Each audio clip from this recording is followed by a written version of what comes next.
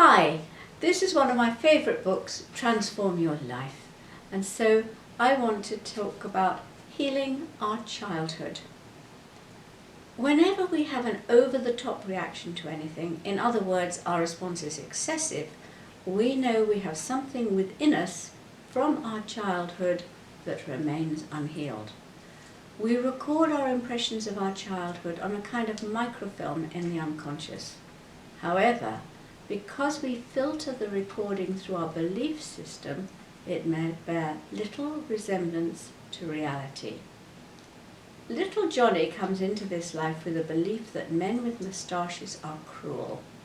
His uncle, who is a big, gruff and red-faced man, has a moustache. Because of Johnny's belief about men with moustaches, he expects his uncle to do cruel things. Whatever his uncle does, he interprets as cruel. When he sees his uncle in the kitchen holding a carving knife, he hides in a cupboard for 2 hours in absolute terror. It is indelibly marked in his unconscious mind that he is under threat of murder from his cruel uncle. In adulthood, he naturally attracts the people he fears, so he has a boss and a father-in-law with moustaches.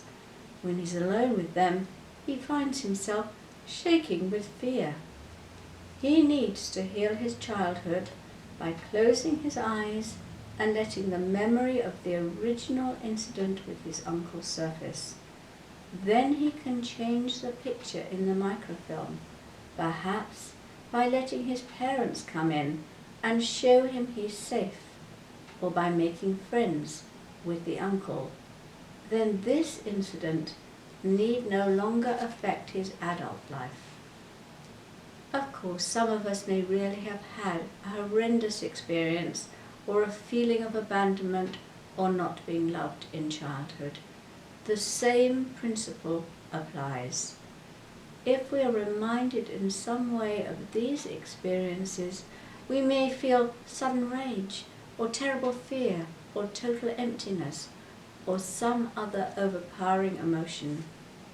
When one of these feelings strike us, we need to focus on the feeling and let our minds float back to childhood.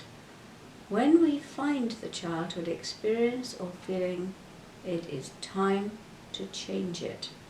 We can throw our creative energy into changing the original picture in our unconscious. If we practice this, there may well be times when an earlier picture from another life emerges.